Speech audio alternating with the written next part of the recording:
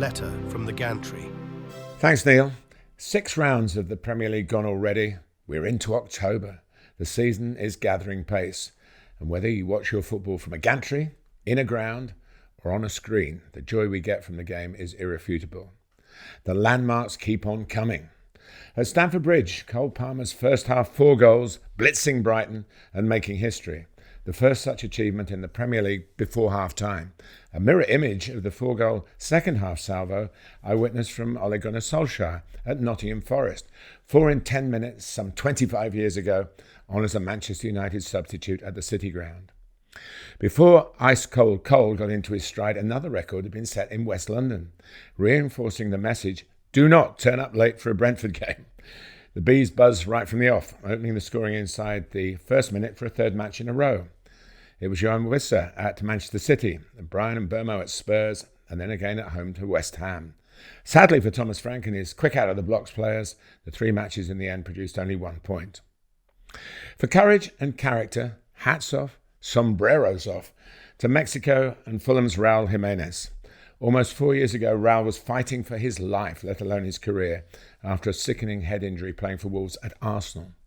Coming back from that fractured skull was surely out of the question, but you're dealing here with an extraordinary man. At that point, his career record in England stood at 34 Premier League goals, and that was the way it was surely going to stay. Now, incredibly, he's reached 50, the last 10 coming in just 30 appearances since his switch to Fulham.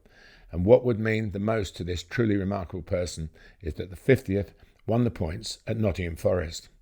Incidentally, I was lucky enough to be at the cottage to see number 49, that superb swivel and shot against Newcastle the previous weekend.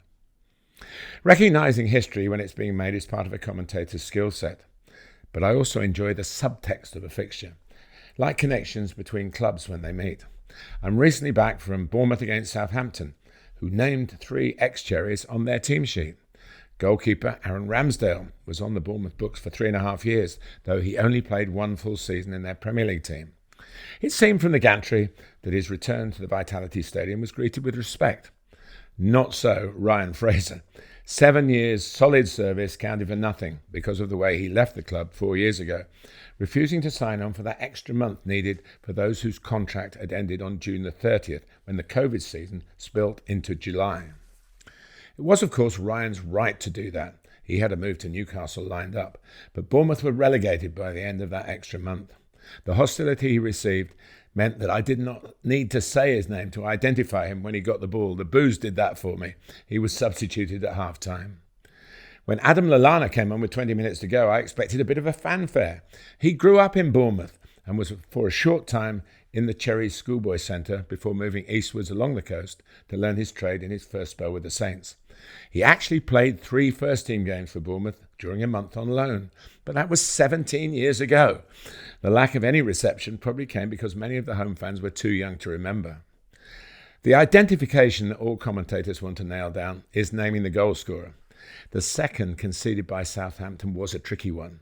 The celebration is often the clue, but on this occasion the most extrovert reaction came from Antoine Semenyo, who'd set up the goal and may well have thought that he got an assist.